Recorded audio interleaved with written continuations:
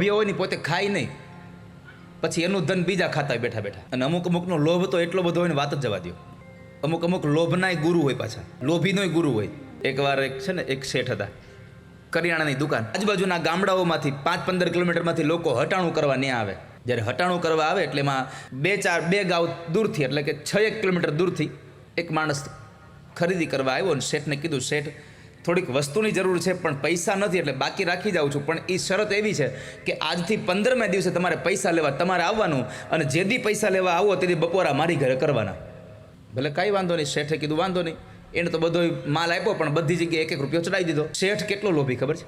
સવારે ઘરેથી નીકળે દીવો કરે, દુકાને આવે દીવો કરે, જેટલી વાર દીવો કરે ભગવાનને જે પ્રાર્થના કરે ત્યાં દીવો રાખે, પછી ફૂંક મારી ઠાડ નાખે. પાછો બીજે દિવસે એની વાટ પાછું ચાલુ કરે. દિવેટિયું મોટું હોય, વાટય મોટી હોય, પણ જેટલી વાર પ્રાર્થના ચાલે એટલી વાર દીવો ચાલુ, પછી ઠાડ નાખે. 1 કિલો ઘી હમાં એવડું દિવેટિયું હોય.